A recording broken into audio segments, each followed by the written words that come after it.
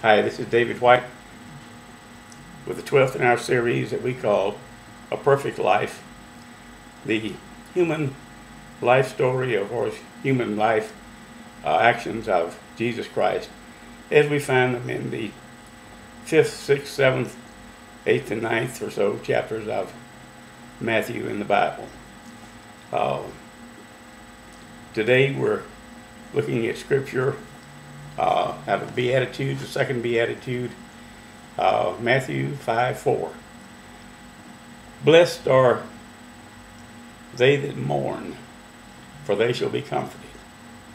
Now, once again, just for a second, this blessed, as we have it, is an anglicization of oh the bliss not, or oh the bliss of, oh the happiness of.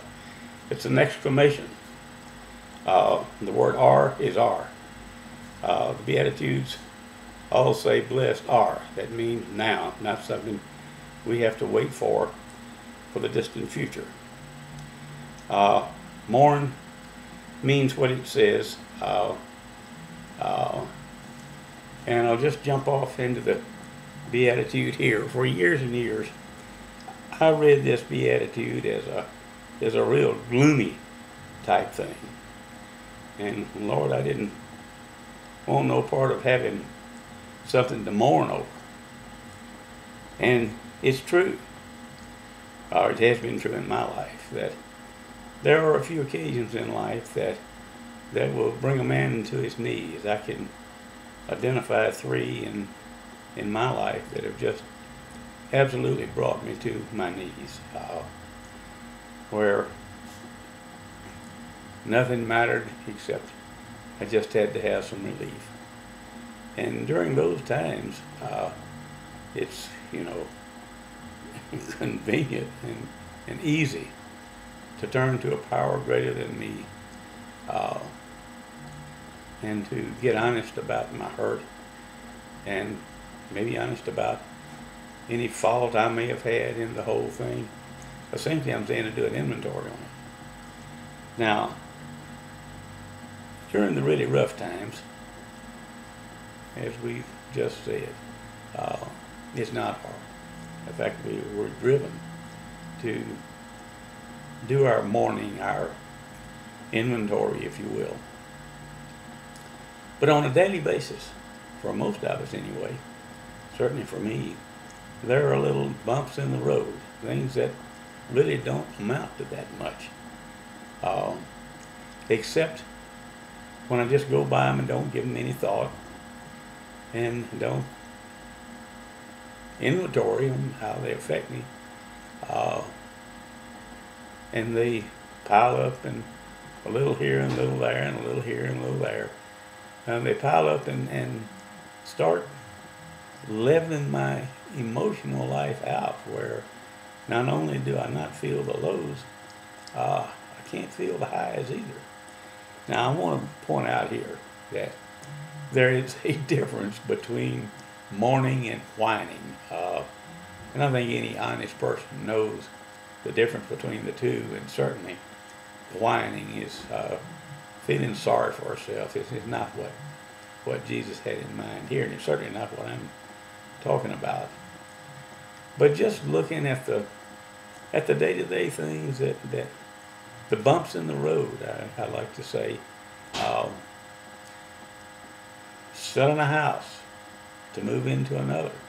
It's a voluntary thing, but I know when this happened years ago in our family, there were some memories left behind in the old house that I'm not sure I ever really took a look at.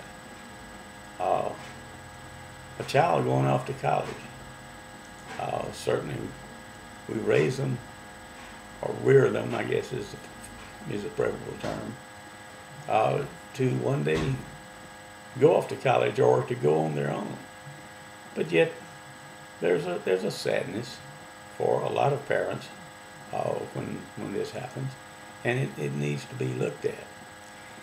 What I'm really getting around to saying here is that I have found out, for me anyway, that Jesus was just about 2,000 years ahead of the rest of us in his understanding of the human heart.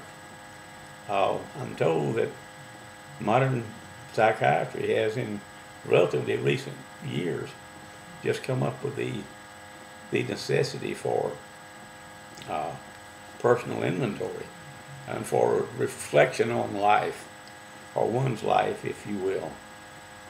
And Jesus, I think, that's what he was talking about when he said, "Blessed are those who mourn, for they shall be comforted." Not only for the deep, deep, uh, catastrophic things that happen in our life, but for the day-to-day ups and downs. Uh, Too often, I think, Christians take one of two roads here. They will long for catastrophe to happen so that down the road they can have more comfort. Or the other extreme, what I call, or what I've read, called the giggle our way to glory crowd, where we've been trying to impress all of our friends about how good we are and what devout Christians we are. We essentially deny any rough spots in our emotional life, and that's maybe far more catastrophic than the other extreme.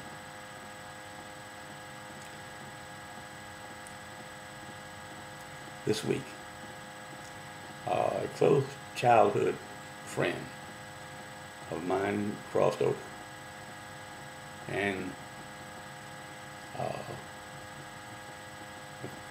taken the opportunity to reflect on those times, not just Jimmy, but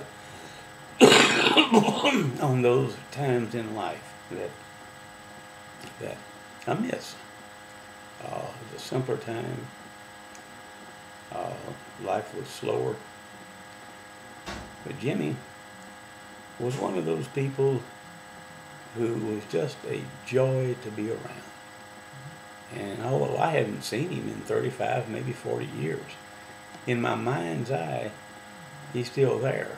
And he brought a great deal of joy to my life just by being who he was. With Jimmy, you got what you saw. He was a man of no guile. And that is just as rare today as it was in Jesus' time. Jimmy was of a quiet spirit, and that's attractive in itself to be around. And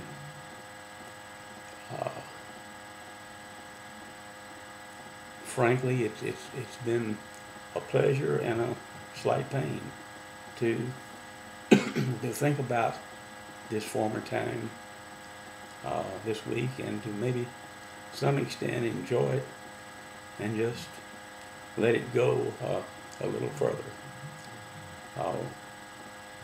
I was 42 years old when I first started learning the merits of reflection into one's life.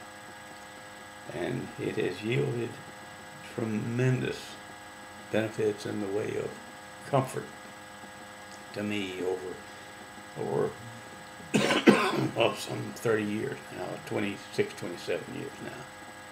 And I'm thankful to the Lord here for suggesting that we mourn, or that we reflect on life's ups and downs in order to be comforted. Thank you for coming this time, and we look forward to seeing you next time. Good night.